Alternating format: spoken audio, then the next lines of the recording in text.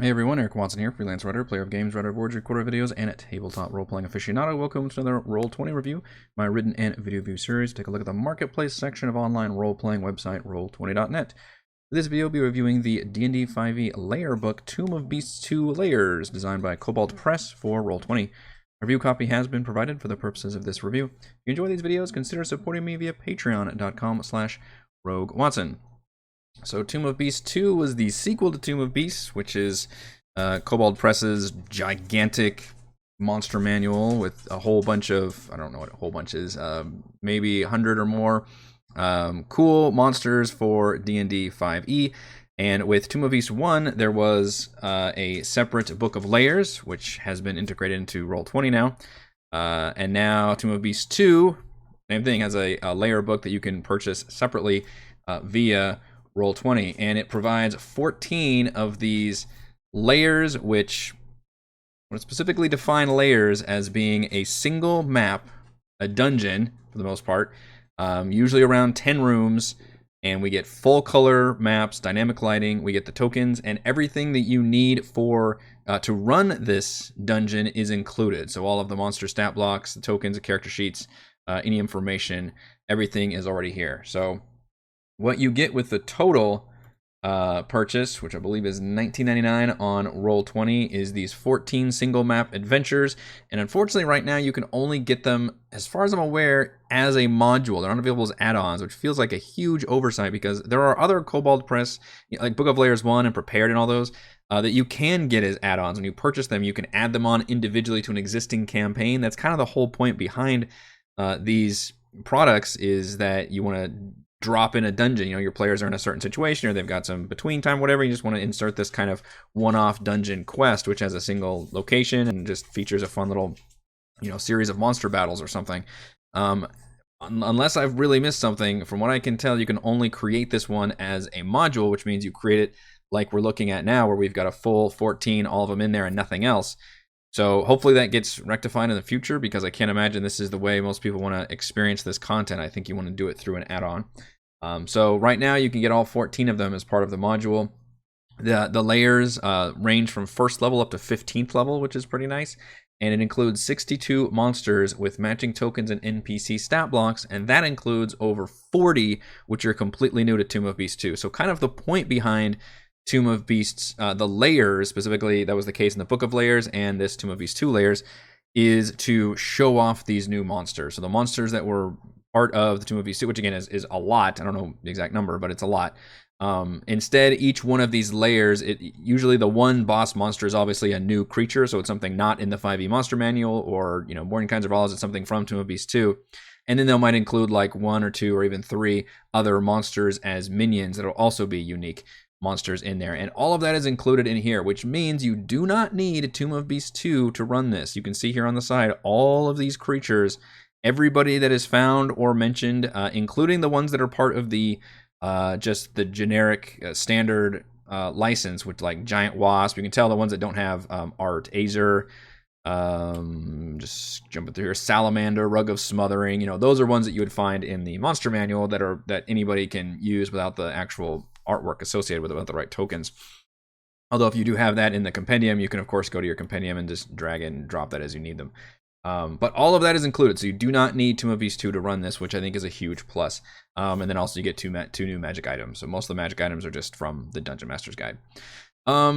I think instead of going and running through all 14 of them, because that is a lot, although we could maybe do a separate video where I actually rank all of these layers, I think I'm just going to focus on my favorites and then can kind of show you and explain them, and then you can extrapolate from there based on if you think this is going to be of interest to you.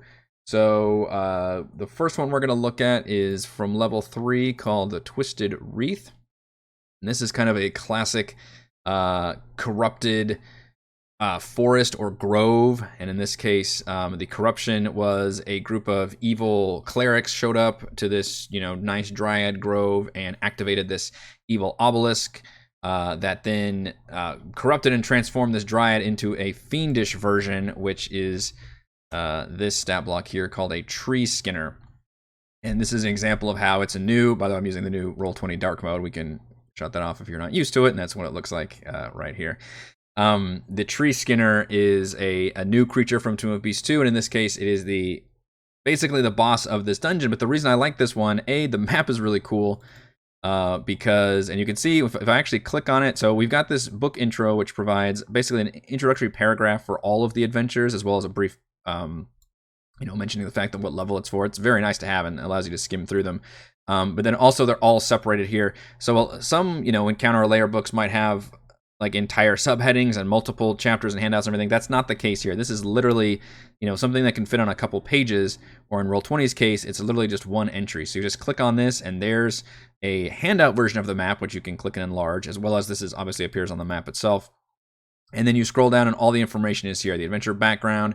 We are provided with multiple adventure hooks, which is nice, which is just, a reason why the player should care, a reason to get them here. And then a breakdown of each location. And you can kind of see the map if I scroll out a little bit more. I just like the fact that, it's hard to do a maze in an actual grid map. And this is a pretty damn cool looking maze, right? And the dynamic lighting is here and it's impressive. So all of these lines, you can see cut line of sight. And it's one of those where you can, run encounters throughout if you want. There's, different creatures. I love the new carnivorous sod, which is literally like a mound of grass with teeth and like freaking, Komodo dragon legs and everything. That's hilarious. And it's only level 3, so they're all, suitably appropriate. But the main twist here, I love the map. I love the Corrupted Grove angle. Is the Fiend is not actually your main villain here. She acts as a hostile combatant, but the goal is to disrupt this big fissure that's appeared. That's kind of a gateway to hell. That's basically corrupting everything. So you can deal with that in combat while she's hostile, although there's things you can do to kind of convince her to not be hostile, either temporarily or permanently. And at the same time, there's another unique creature from Tome of Beasts 2, which is this Vine Golem, who used to be linked to the Dryad, but now is not, and is also a hostile monster. So I like the fact that you're kind of in here trying to save these creatures maybe and try to help them, or maybe you just want to, kill them and put them, take them out of their misery, which you certainly can. But I like the look of it, and I like the creatures. And it's relatively simplistic, but there's still, a cool maze map to get through, some encounters you can work with, and I like the RP potential with the Fiendish Dryad at the end, who's kind of self-aware. She knows she's been corrupted, and you can kind of work with that. Level 4 is Shrine of the Hungry Dead, which is a cool undead ruined temple that is on this small chain of islands, which is pretty nifty. Now, it looks really cool from a map perspective. I love the fact that you enter like the entry part of the island here where the docks are, and then you have to kind of go outside in these rickety bridges, and those bridges are going to collapse. You can see a little trap on the GM layer right here, which is really fun. This one combines 2 new monsters, kind of like the last one. This one has a unique spider boss monster, which I guess trigger warning for spiders. It can web people up, and its webs do damage and turns them into zombies. So there's a really fun part where you're getting close and you see a bunch of hanging corpses all around you, and you try not to disturb them, and you realize they're zombies. I think that's a really fun environmental hazard. And also has this, so the Kobold Press has their own fantasy world called Midgard, and in that, ghouls are basically their own faction. They're not really like feral monsters. They're still monstrously evil, but they're more organized, I guess. And in this case, the new stat block is Servant of the Unsated God, which has a working relationship with the Deathweaver, because they can provide dead corpses, and Deathweaver can work with that and create zombies for them, and it's a symbiotic relationship. So I think that's a neat example of combining different monsters in a way that makes sense. You're not just seeing random monsters in different rooms, but ones that actually work together, and you can picture them as working together.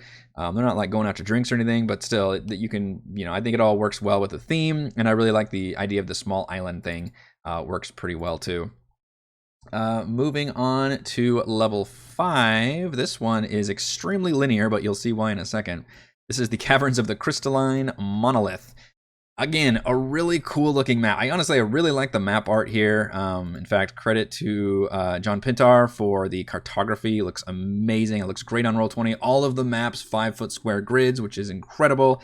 You all know I love my maps in Roll20. So I think this is just a really cool looking one, because how often do we get this neat crystal garden thing, and then they combine that with this neat like steam rapid stuff going on. So your first encounter could be a role-playing one with a bunch of Aesir who are like just making claim to all these crystals. you could deal with them, or you could just convince them you don't want to mess with their claim or anything. And then you go on this like river rapid journey, and it's a whole bunch of just challenges as you're trying to avoid like steam and the crystal sharp juttings from this valley as you're cruising down here. And I love the fact that it's not just mentioned in a paragraph, like you can physically see it on the map as you careen down this very, very lengthy channel. And you can make your players roll, every once in a while when they go down, and I think that's a lot of fun. And then they have to fight. One of them is for sure fight, and the other one is actually it could be a role-playing encounter. This is the fire-infused water elemental. Again, amazing art. Tome of Beast 2 has some. I haven't looked at Tome of Beast 2 specifically, but I looked at Tome of Beast 1, and I was really impressed with what I saw in terms of the creature detail and the stat blocks. Especially, they tend to err on the side of being a little more powerful. So if you've been annoyed before that the monster manual creatures are maybe not quite pulling their weight, maybe they're dying too quickly or something, then I think the Kobold Press has a good answer for that, as well as just providing creatures that your players haven't really seen before. Some of them are modifications of existing creatures like this one, but others are pretty unique, like this Crystalline Monolith, which is pretty crazy looking. And in this one, the players can kind of bargain with it.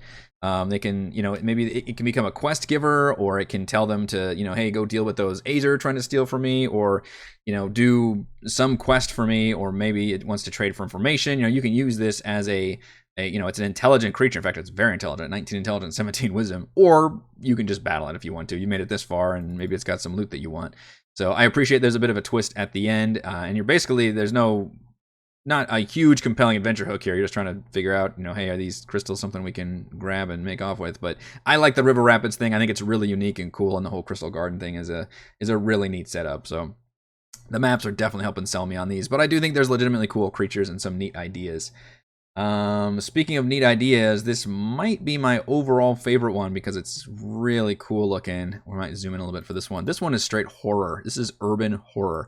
This is a cult of cannibals who all worship this dark god, which is tied to the Midgard universe.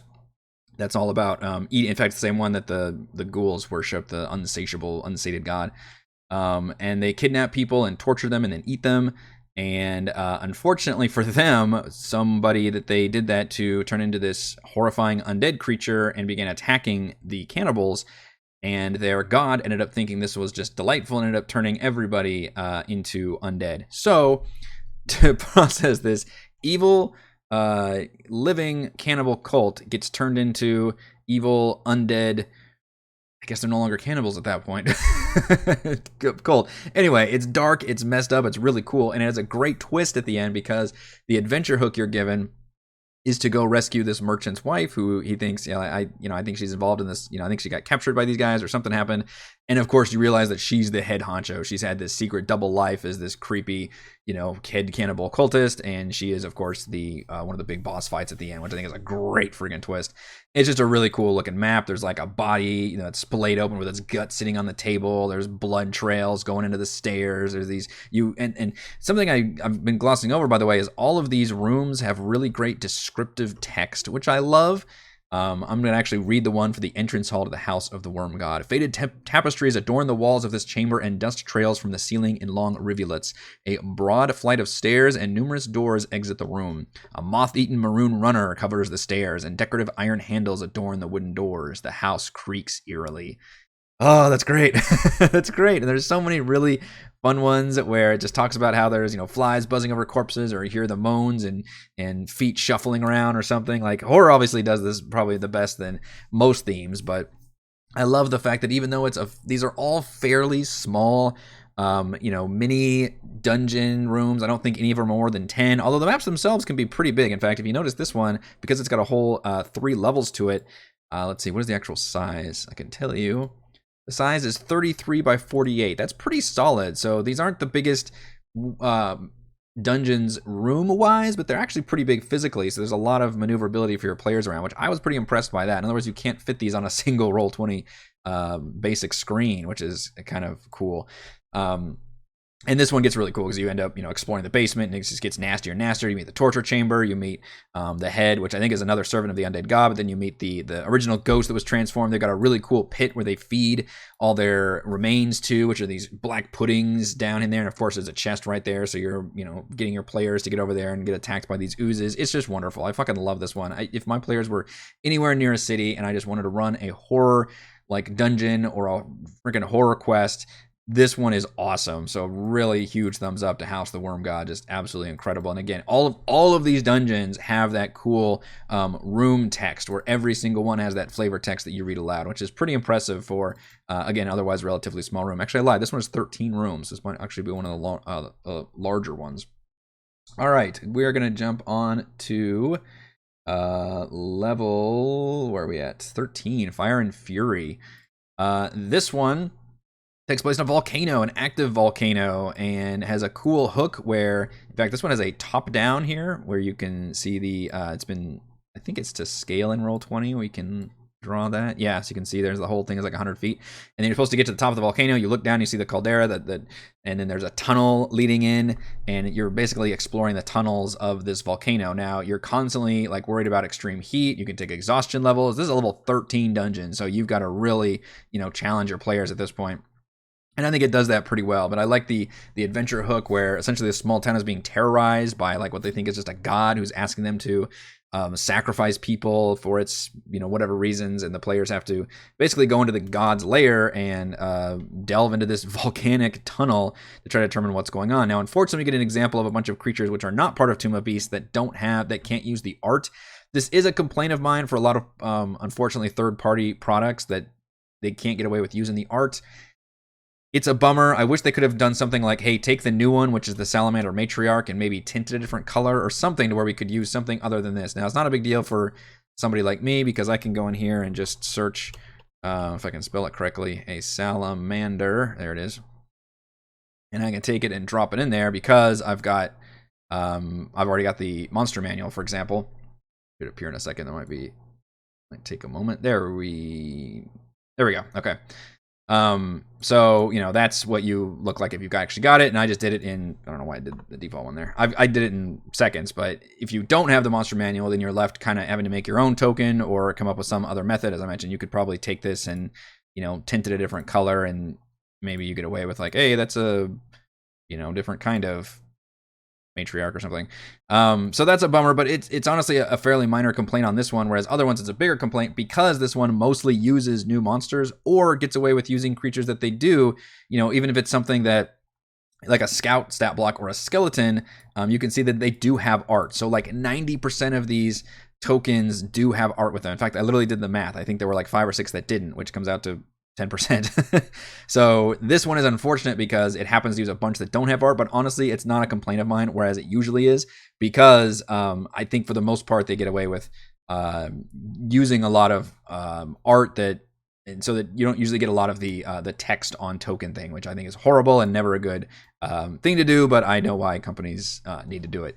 But this one is really cool because the salamanders have an ability to, I believe, grapple people with their tails as part of their stat block. Again, this is brand new dark mode for Roll20. And when they do that, it says in these different areas, because again, salamanders are immune to fire, they are written to, tactically, they try to hold people under. They grab people with their tails and hold them under these, you can see there's little lava waterfalls on the map, or there's just lava pits. That adds a huge, cool environmental challenge that gives a huge advantage to the enemy and not the players, because usually players can find a good way to take advantage of environmental hazards like that, but in this case, all the creatures are immune to fire, so they can just fuck around with the players all they want. They can just grab them and dive in the lava if they want to, so that makes a really satisfying challenge. This one is very linear because you basically go in a giant kind of spiral circle towards the middle, constantly fighting these salamanders and the lava. Maybe it gets a little bit much, but there's a nice part where it's just like a hazard over here, and then I think it just has a cool boss arena with this really cool looking badass elemental who happens to be just an evil elemental. It looks like a cross between, I don't know, some kind of rock creature with like the Scorpion King with like the lower half of a scorpion. Just fucking incredible CR14 evil elemental who turns out to be the god called a Sharufe. So just a really cool example of, again, how cool is it to set up a, again, it's a one-off dungeon. This thing has 6 rooms in it. It's not big at all. Physically, it's very imposing, though, and it's just a neat setting and location, right? You have to delve into this active volcano and deal with this evil elemental who's got a bunch of salamander minions. Sometimes that's all we want. Now, not all of these have great RP opportunities. In the one near the beginning with the island chains, there was like prisoners you could rescue. There was a little bit of dialogue there. Some of them, maybe you could talk with the enemies. There's a golem factory you can go to, where you can actually talk with the final boss here, which is this like nano swarm golem, which is a really neat creature idea. It looks like an ooze, but it's actually a bunch of nano creatures that can build things called the Fabricator. So there are some RP opportunities here, but for the most part, these are fairly combat heavy, easy to run dungeon crawls, and I do like some of them more than others. To be fair, I went through basically all of my favorites, so a lot of them aren't as good, but still have some cool ideas or really neat enemies. A lot of the enemies are really, really cool and interesting and fun to fight, which I think is the biggest pull. And I feel like that's what you want out of this, right? If you want something based on its own unique monster manual, then you want to play with those cool monsters. And I think this does a cool job of that. There are a few of them which are just pretty maps and just like, hey, here's this, like one of the worst is the Oasis one, where it's like, hey, just go to this place and clear out the monsters that are terrorizing people, and that's basically all it is to it. But again, sometimes that could be enjoyable too, and that's perfectly fine. But I'm not going to personally enjoy running that one from a story perspective versus some of the other ones I mentioned, which still seem to have some really cool ideas that I love. All right, let's go over my pros and cons. Let's see, which one should we rest at? Let's look at Shrine of the Hungry while I talk. I think that one's got a really cool looking map. Yeah.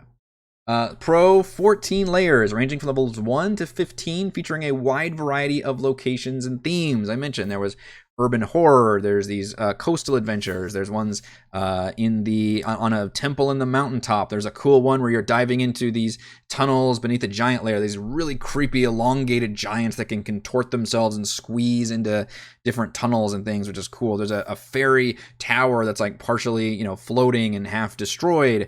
There's of course the dwarves that dug too deep and they ended up unfurling this evil creature thing, and you have to go down there. And I mentioned that there's crystal river rapid waterfalls and a swampy tomb, and just it's really cool that there's a lot of different locales. Like there's almost none of them are just like, here's a basic cave dungeon or something. There's always something cool about the setting, which I really appreciated. Pro, each layer features a full color map, room descriptions, adventure hooks, NPC tokens, and dynamic lighting. This gives me everything that I want when I'm purchasing something on Roll20. It is the definition of ready to go. I can plop it in. It's got everything I need. Dynamic lighting is there, all the matching tokens, these little, numbers on the GM layer, which signify what rooms I'm looking at, how to read it. And they're all fairly easy to run from what I can tell, especially because they are kind of straightforward and very combat heavy, which is easy to run. And Pro includes all necessary 40 plus stat blocks from Tome of Beasts 2. I think the actual store page may mention the fact that it requires Tome of Beasts 2, and that is not true. This includes all of the content from Tome of Beasts 2 that you could want. Now, Tome of Beasts 2 has a lot more creatures in it, but the layers don't use all those creatures, right? They only use, as I mentioned, between, in fact, it even lists them right here. For this adventure, features the Greed Swarm, Stone Creeper, and Volkrung from Tome of Beasts 2. All of them are between like 2 and 5 creatures, and mainly focusing on 1 or 2 that are the big marquee creature, what's essentially, hey, here's this creature's lair, and then maybe its minions are part of the new creatures, and you have to deal with that. So I love the fact that it includes all those new content. You don't have to worry about any others. And then there's a few others that make up the difference. Like if it's a generic, zombie or salamander or something you need, it'll pull it from there. And for the most part, we have token art. Very few of them that we don't have it for. My only con is something I mentioned at the very beginning, which is that for some weird reason, this is currently unavailable as individual add-ons. I'm 95% sure of that. I went through and checked, and I didn't see any way for me to add them on to a existing campaign, which is a huge oversight because, in my opinion, that's why you want this. You're already running your campaign. Your players are in a location where you're like, oh man, I can use the Golem factory, or I can use the tunnel under the giant layer, or some, whatever. The Crystal River Rapid would be perfect right here. And you want to add that onto your existing campaign. As far as I'm aware, there's no way to do that right now. The only way to access this content is by creating a new module, which has all of the content in it right now. And there's not like a few of them have like things where it's like, hey, in this tunnel, this could lead to this layer also, but there's no like overarching story or anything. And I'm not going to ding the product for that because that wasn't the case. This was not marketed or billed as a campaign. This was just a series of one-off encounters that are obviously take place all over the wide variety of the world, which is part of the advantage of not having it linked to an existing campaign. So hopefully that gets rectified, because other Kobold Press products, certainly you can get them as add-ons, and that's how you should do all lair encounters, but as of right now you cannot, which feels very weird. Final verdict: from undead cannibal cults to volcanic tunnels, river rapids, and golem factories, Tome of Beasts 2 Lairs features an excellent variety of ready-to-play mini dungeons. Thank you to everyone for watching this video review. You can see my written review at roguewatson.com. You can watch more reviews and follow our own D&D adventures here on my YouTube channel, and support my work at patreon.com/roguewatson. Shoutouts to Platinum patrons: Joe, Will, Tiny Dancer, Thomas, Adam, Stan, Nathan, William, I'm Loud, Al, Kyle, Scalenia, Genocider, David, Jammin' Clams, and gold patrons RPG Papercrafts, Pretty Boy, and Yuma, Marcus, Dead Lizard Lounge, Sam, Lumpy Spuds, Jerome, Nathan, Fassica, Tortoise, James, and Perry. Thank you all very much for your support.